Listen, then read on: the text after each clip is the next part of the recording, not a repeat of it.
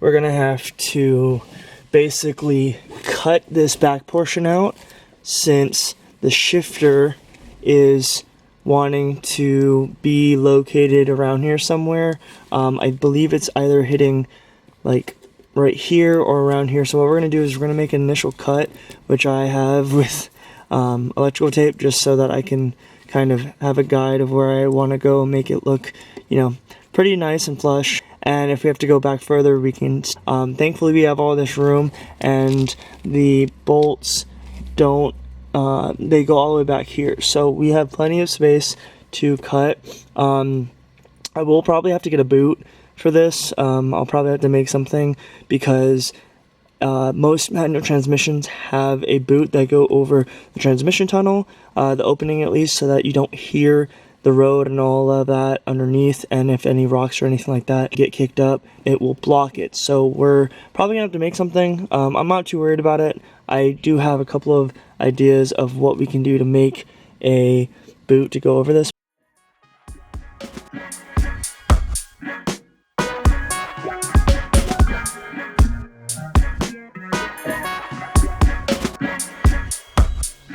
Search everywhere.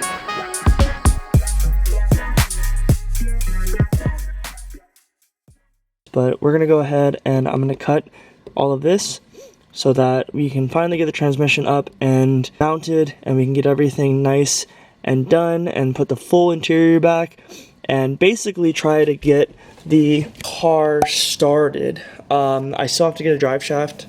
I do have to order that, but I can't do that without getting the measurement from the slip yoke in the transmission to the Weebo in the back. So we still have to do all of that, but at least what we can do in the meantime is we can connect everything. I do need to install this that I have. I'm going to be installing, this is from Dakota Digital, and I was recommended to use this as a tachometer. So what we can do is we can actually put power ground to this, and then we can run off these channels with just wire, and we can pretty much use these bolt prongs to hold the wires down.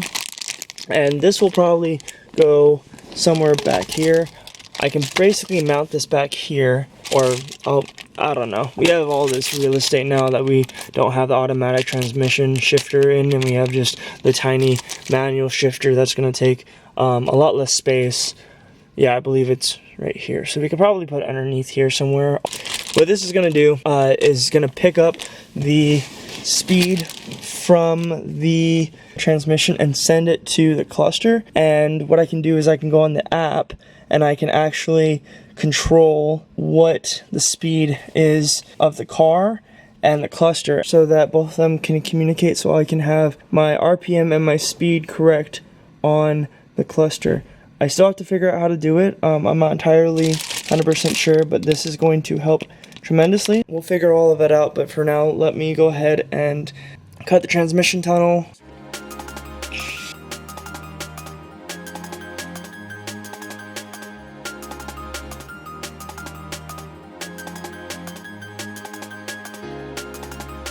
Well guys, I almost did it again. I almost got carried away without picking up the camera and having you guys follow along with what's going on. A quick update. So I believe today is the day that this transmission goes in. I banged the tunnel out already, and it has a lot of good clearance, but we got a special delivery today and I'm super excited. I went ahead and got some new OEM Nissan plugs from Wiring Specialties for having these in stock and readily available. So I went ahead and got 2 pigtails.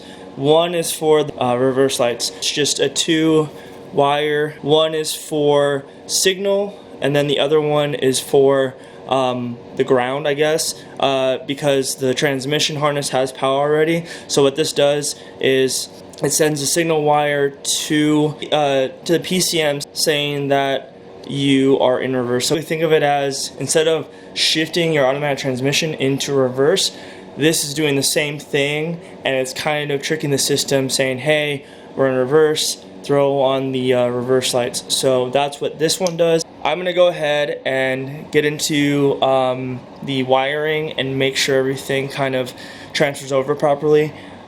It is nearly impossible to find a wiring harness diagram for the SC300 or the SC400 for the transmission. I can find the engine diagrams all day and the schematics, but I couldn't find the automatic transmission wiring harness, and it was really upsetting me. But then I remembered that Divine Media, I believe his name's Mike, for Adam LZ, I remember that he imported in a right-hand drive Toyota Soar that was automatic, and he put an R154 in and turboed it, you know, did the whole thing. And I remembered when I was watching this video like 2 years ago or a year ago or something like that, that they explained this wiring harness, how to do the reverse lights and how to do everything else, and basically what you can delete out of the system. So huge shout out to Divine Media for that video, and the reason why is because without that video I wouldn't be able to finish this in a timely manner.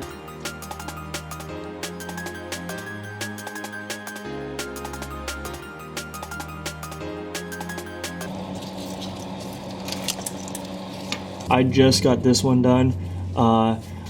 Basically, I had to extend the wire. This wire is not going to be able to get all the way back to where the reverse switch is, so had to extend it. Luckily, I have the correct color wires. You can get these from like AutoZone or O'Reilly's. I got mine from O'Reilly's because I get all my stuff from O'Reilly's. The reason why I like to use the same color wire is because then it makes it so much easier to be able to figure out which one's which. I prefer it.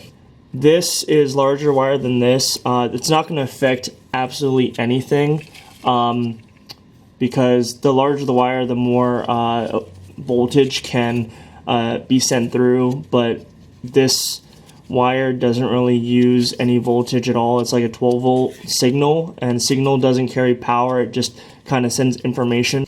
Signal wires carry information, power wires carry voltage obviously, and then you have your ground that basically just makes everything go live as soon as, you know, the power is sent. Which, fun fact actually, most of the time whenever you're doing anything electrical, just remember, most systems are always live, and obviously take this with a grain of salt, but most systems are always live, like they always have 12 volts running to them. It's not until they get grounded out that is when whatever function you're trying to do, you know, starts. Like, for example, if you're putting your turn signal on, that system's always live. It's grounding that system out that actually turns the turn signal on. Next time you're trying to run down a system and it has 12 volts, you know, just look for the ground and make sure it's grounded correctly, because grounds are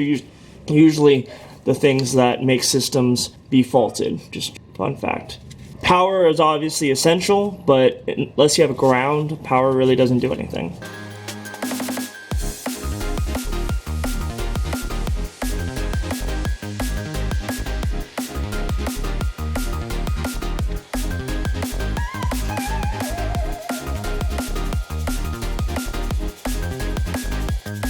Alright, just an update for y'all. So, went ahead and just tried to make sure I had the right wires in the right spot.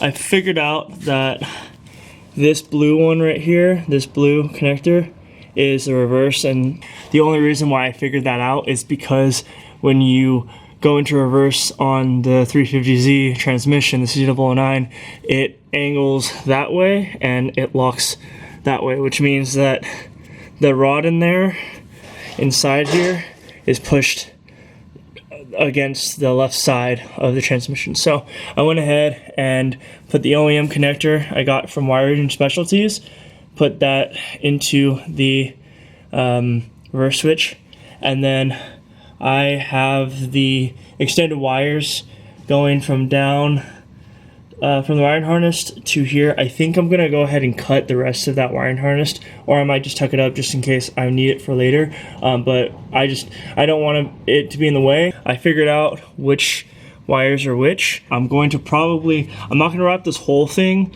in electrical tape, but I'm probably gonna do section by section because I'm gonna tuck it up against the top of the transmission tunnel so that it's out of the way. It will get hot, but I feel like this thick of wire will be able to send a little bit more heat, not a lot of heat. So, and then I don't know if you guys can see it, I also went ahead and put some heat shrink and I electrical taped the fittings. The reason why is because when I actually went to take this wire and strip the wire, this white connector actually came out of the switch, and the last thing I want to do is have that happen again. I don't want to have it pull out, whatever the case may be. I just don't want either of these wires to pull out, so I went ahead and I heat shrink them just so they stay in and they are nice and tight. I actually put a little bit of a lip over where the actual female terminal is, so those wires won't be coming out anytime soon. I will show you that these work right now. Let me go to the back of the car right now, and there we go. And we got reverse lights. I also verified. I got it out of reverse because it was weird when it was connected, and this is kind of how you can decide whether you have it to the correct switch on the transmission. So when you shift in reverse, the switch actually depresses, and that's what grounds the circuit. So the telltale sign is if you connect both of the wires into the switch and you go into reverse and nothing happens, but then you get out of reverse and just go to neutral and come back to see your taillights, they will actually be on when it's in neutral. So that's kind of how you can tell that you have it improperly installed, is where the reverse lights will come on when you're in neutral, because the neutral safety switch is activated or just grounded when you're in neutral, because obviously it's in neutral. So there's a lot of stuff we have to do. Let's not get ahead of ourselves. Let's stop talking story. Let's get to it. Boom.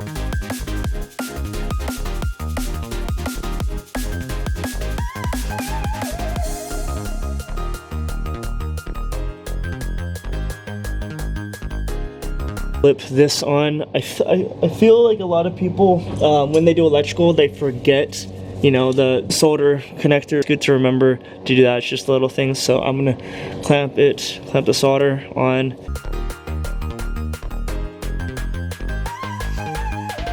So a trick I like to use as well is once you get the heat gun hot, this tip of this heat gun, get it nice and hot, and obviously we don't want to waste any of the heat, so we'll heat it up, but then you want to actually touch the heat shrink with the tip, because then it'll get a little hotter and it'll actually activate it.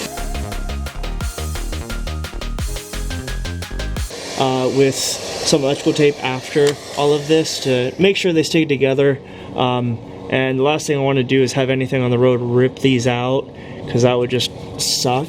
And instead of having wire loom, you just wrap them up and put them in a safe spot. So now I put that heat shrink over the other heat shrink, because the heat shrink shrunk, so it's a lot smaller. So I'm just gonna finish this off. So for example, you don't want to get too much out, you just want to put them together nice and close, and then you just want to get it started, and then you just roll it. And what this will ensure is it'll ensure that there's as little looseness as possible. The tension will stay on the tape. I'll tuck the rest of the wiring harness down there, up, and we should have the transmission in, hopefully. I cannot wait to feel the splines of the input shaft go into the splines of the clutch. Like, I've been waiting so long for that feeling, and it's just gonna be a great feeling. I cannot wait. So we're gonna go ahead and we're gonna get this done. So I'm hoping you guys enjoy this so far. If you guys have, please subscribe to the channel.